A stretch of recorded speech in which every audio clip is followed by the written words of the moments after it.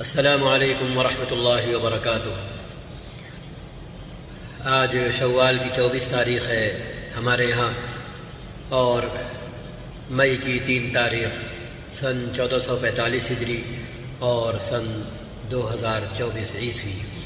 آج امام نے مسجد کی اہمیت پر اور مسجد کی حقیقت پر، مسجد میں آنے والے کس طرح آئیں، آپ صلی اللہ علیہ وسلم نے مسجد میں آنے والوں کے لیے کیا پسند کیا اور کیا ناپسند کیا، اسے بیان کیا بڑی تفصیل سے۔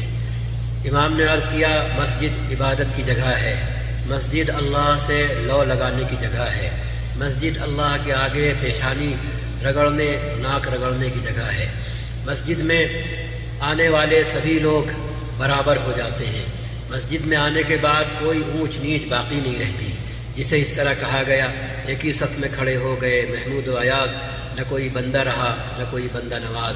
مسجد میں کسی کے لیے کوئی جگہ مخصوص نہیں ہوتی، کوئی کہیں بھی کھڑا ہو سکتا ہے، سکون ہوتا ہے، اطمینان ہوتا ہے۔ وہ بہت سی چیزیں جو مسجد کے باہر جائز ہوتی ہیں، وہ مسجد کے سکون و اطمینان کے لیے اور عبادت خشوع و خضوع کے ساتھ ہو، پوری یکسوئی کے ساتھ ہو، اس کے لیے بہت سی چیزیں آپ صلی اللہ علیہ وسلم نے منع فرما دی۔ مسجد میں شور غل نہیں ہو سکتا، مسجد میں لڑائی جھگڑا نہیں ہو سکتا، مسجد میں مانگنا نہیں ہو سکتا، یہ ساری چیزیں۔ اب لوگ اس پر آج کے زمانے میں حیرت سے دیکھتے ہیں، جب کوئی مانگنے والا کھڑا ہوتا ہے اور کوئی اسے ٹوکتا ہے تو کہتے ہیں بتائے صاحب، مانگنے سے روکا جا رہا ہے، حالانکہ اسی جگہ یہ نہیں سمجھتے وہ کہ مانگنے والا بندہ اس لائق بنا کیوں کہ وہ مسجد میں کھڑے ہو کر مانگے۔ اگر نمازی سارے یہ سوچیں، اپنی انسلٹ فیل کریں، اپنی بے عزتی محسوس کریں، جیسے آپ صلی اللہ علیہ وسلم شروع میں جب کوئی مقروض فوت ہوتا تھا تو پوچھتے تھے کیا اس کے اوپر قرض ہے، قرض کی حالت میں فوت ہوا ہے؟ اگر جواب ملتا تھا ہاں، تو آپ اس کی نماز خود نہیں پڑھاتے تھے، بلکہ اصحاب سے کہہ دیتے تھے تم میں سے کوئی آگے بڑھ کر پڑھا دے۔ اب اسے سوچیں یہاں پر کہ آپ صلی اللہ علیہ وسلم بظاہر جو ذہن میں آتا ہے کہ کیا یہ سوال کر کے اس فوت ہونے والے کو رسوا کرتے تھے سب کے سامنے، جب پوچھتے تھے کہ اس کے اوپر قرض تو نہیں ہے، جب جواب ملتا تھا قرض ہے، اور آپ پیچھے ہٹ رہے ہیں، اب خود نماز نہیں پڑھا رہے ہیں۔ کتنی بڑی بظاہر یہ اس میت کی، فوت ہونے والے کی بے عزتی ہوتی تھی، بظاہر رسوائی ہوتی تھی، لیکن اس کے اندر جو حکمت چھپی تھی وہ یہ تھی، صحابہ کو تعلیم تھی اور ان کو تنبیہ تھی کہ تم کیسے ہو، تمہارا بھائی قرض کی حالت میں فوت ہو گیا اور قرض کی حالت میں یہاں میرے سامنے اس کا جنازہ آ گیا، اور میں ایک مقروض شخص کی نماز پڑھاؤں؟ تم مجھے مقروض شخص کی نماز پڑھانے پر مجبور کر رہے ہو، تم سب سے یہ نہیں ہوا، تم سب سے یہ نہیں بنا، تم سب نے یہ فکر نہیں اوڑھی کہ اگر وہ مقروض فوت ہو گیا تھا تو کوئی آگے بڑھ کر اس کا قرض اپنے ذمے لے لیتا اور وہ اس کا جنازہ میرے سامنے اس حال میں آتا کہ اس پر قرض نہیں ہوتا، کیونکہ یہی ہوتا تھا جب آپ انکار کرتے تھے تو پھر کوئی نہ کوئی اپنے ذمے قرض لیتا تھا۔ تو اتنی بڑی تنبیہ تھی، اتنی بڑی اس کے اندر حکمت تھی۔ تو اب یہاں پر اگر سوچیں، ایک مانگنے والا مسجد میں کھڑے ہو کر مانگنے پر مجبور کیوں ہوا؟ ہم نے باہر اس کی فکر کرنے کا نظام کیوں نہیں بنایا؟ اگر نظام بنا ہو تو کوئی مسجد میں کھڑے ہو کر مانگ ہی نہ سکے، لیکن آج اس کے برعکس ہو گیا ہے۔ آپ صلی اللہ علیہ وسلم سے منقول اگر بات کوئی کہہ دینا تو مسجد میں جھگڑا ہو جائے۔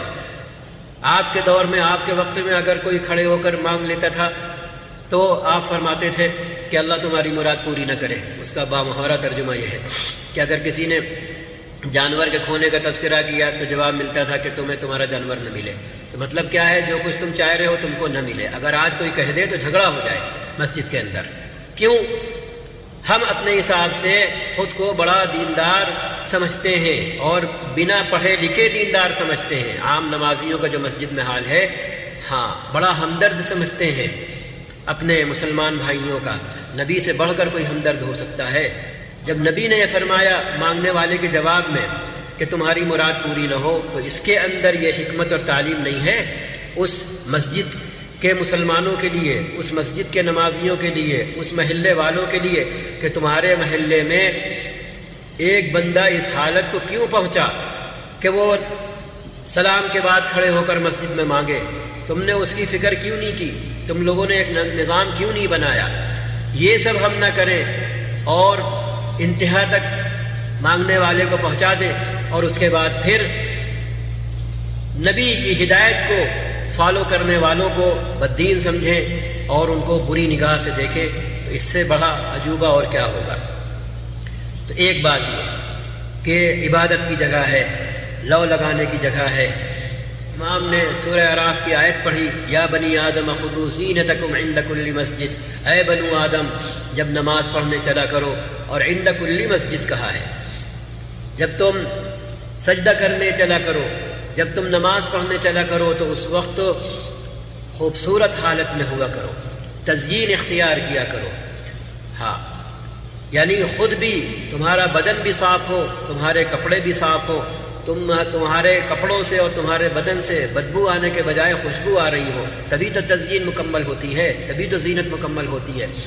اس کے بعد امام نے مسلم شریف کی ایک حدیث پیش کی جس میں آپ صلی اللہ علیہ وسلم اپنے اصحاب سے دریافت فرماتے ہیں، الا ادلکم علی ما یمحو اللہ بہ الذنوب، کیا میں تم کو وہ باتیں نہ بتاؤں، نہ سکھاؤں جن سے تمہارے گناہ، جن کے کرنے کی وجہ سے اللہ تمہارے گناہ معاف فرما دے، ویرفع الدرجات، اور وہ تمہارے درجے بلند فرما دے۔ صحابہ نے فرمایا بلا یا رسول اللہ، کیوں نہیں؟ تو آپ نے فرمایا اسباغ الوضوء علی المکارہ، جب وضو کرنے کا جی نہ چاہے، طبیعت پیچھے ہٹے، تو اس وقت خوب اچھی طرح وضو کرنا۔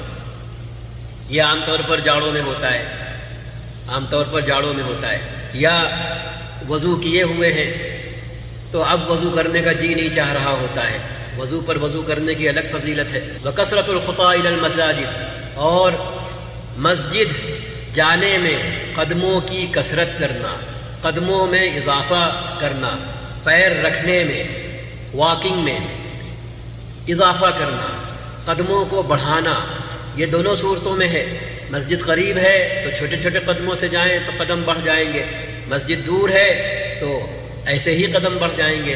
اس میں بھی آمادہ کرنا ہے کہ اگر کسی کا گھر مسجد سے کچھ مسافت اور فاصلے پہ ہے تو وہ یہ سمجھ لے کہ اس کا یہ فاصلہ اس کے لیے بہتر ہے اوروں کے مقابلے میں جن کے لیے مسجد پاس ہے۔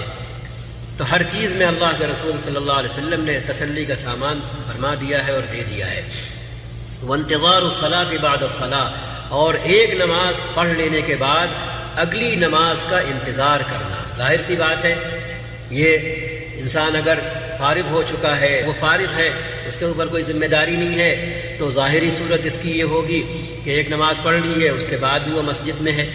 دوسری صورت کیا ہے کہ اپنے کاموں میں مشغول رہتے ہوئے دل کا حال یہ ہو، دل و دماغ کا حال یہ ہو، سوچ اور فکر کا حال یہ ہو کہ وہ من ہی من اگلی نماز کا انتظار کر رہا ہو۔ جس کا حال یہ ہوگا، ظاہر بات ہے اس کی نماز فوت نہیں ہوگی، اس کی نماز قضا نہیں ہوگی، اس کی رکعتیں نہیں چھوٹیں گی، وہ ان ٹائم مسجد پہنچے گا اور امام کے ساتھ تکبیر اولیٰ کے ساتھ نماز پڑھے گا۔ یہ تین کام آپ صلی اللہ علیہ وسلم نے فرمانے کے بعد فرمایا، ذالک الرباط فذالک الرباط فذالک الرباط فذالک الرباط، یہ ہے ایمانی سرحد کی نگرانی، یہ ہے ایمانی سرحد کی چوکیداری، یہ ہے ایمانی سرحد کی حفاظت۔ رباط کہتے ہیں سرحد پر کھڑا ہونا، جہاں ایک فوجی کھڑے ہو کر اپنے ملک کی سرحدوں کی اور اپنے ملک کی حفاظت کرتا ہے دشمنوں سے، تو یہ ایسے کام ہیں، اور ظاہر سی بات ہے سب مسجد سے جڑے ہوئے ہیں۔ وضو بھی نماز کے لیے ہے، اور نماز مسجد میں پڑھی جاتی ہے عام طور پر فرائض، اور مسجد کثرت سے آنا جانا، مسجد کی طرف قدموں کا اضافہ، یہ بھی نمازی سے جڑا ہوا ہے کہ مسجد آدمی نمازی پڑھنے جاتا ہے، اور ایک نماز پڑھ لینے کے بعد دوسری نماز کا، اگلی نماز کا انتظار کرنا، اس کو کہا گیا ہے کہ یہ سرحد کی نگرانی ہے۔ کون سی سرحد؟ ایمان کی سرحد، اسلام کی سرحد، اسلام کی سرحد، اسلام کی، ایمان کی سرحد کی نگرانی ہے کس دشمن سے؟ کفر سے اور شیطان سے، شیطانی وسوسوں سے، کفر کی حالت سے۔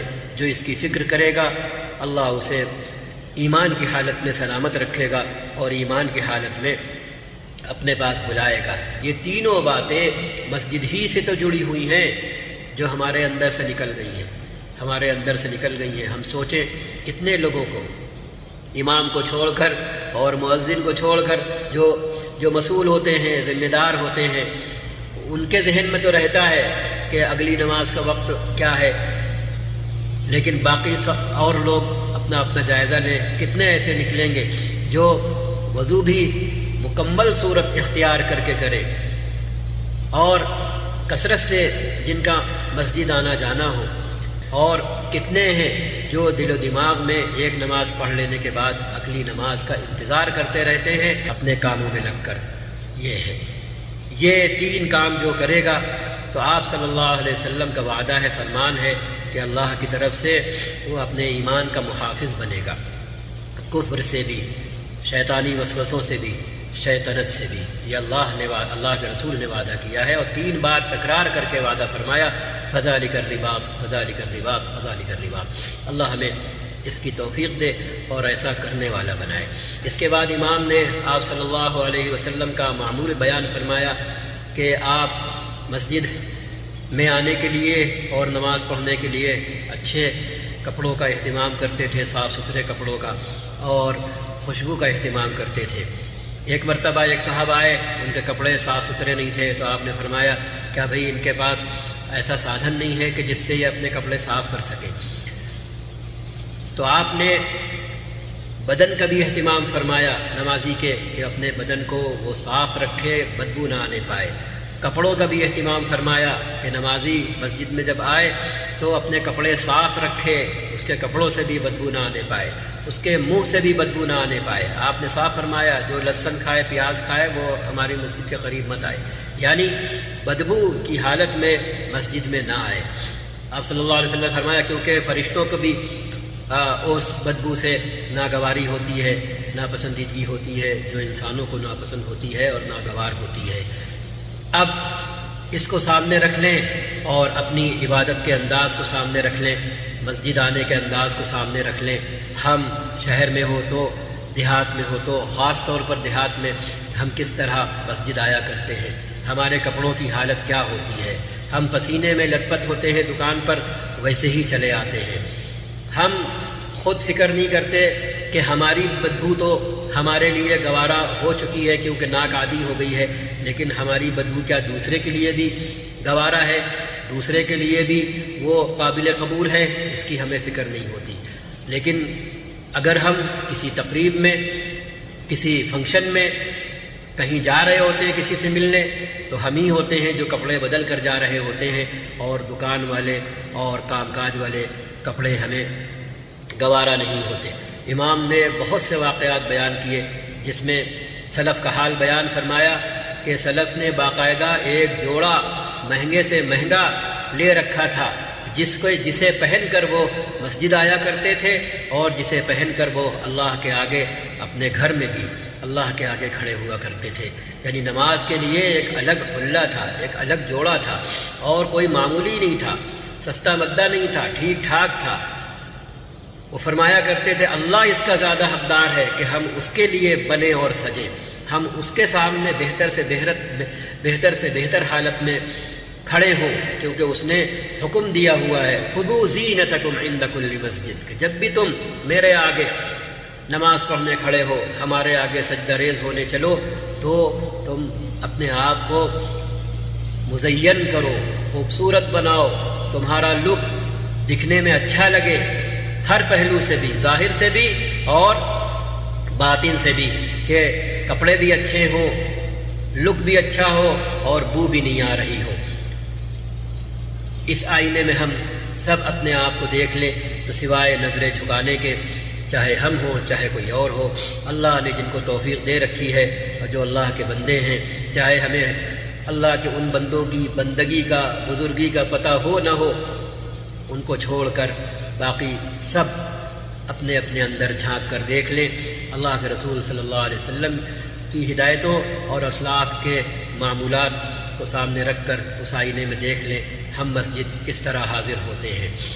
اللہ کے رسول صلی اللہ علیہ وسلم نے فرمایا ہوا ہے، مسلم شریف کی حدیث ہے، الطہور شطر الایمان،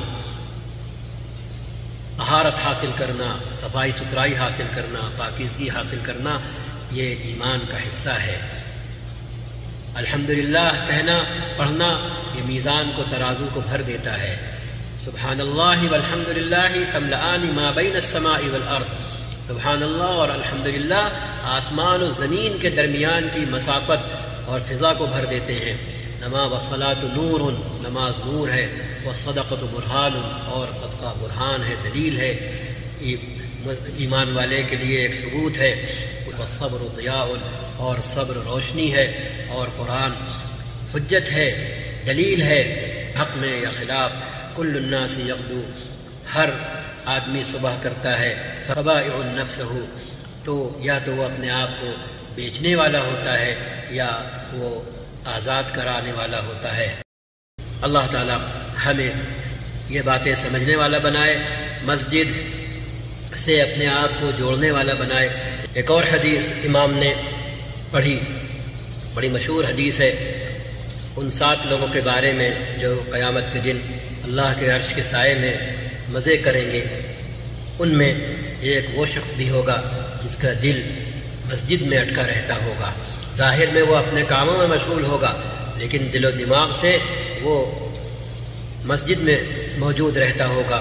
اور یہ حالت اور یہ کیفیت اس حدیث کے اس جملے میں آ گئی کہ ایک نماز سے دوسرے نماز، ایک نماز کے بعد دوسری نماز کا انتظار کرنا۔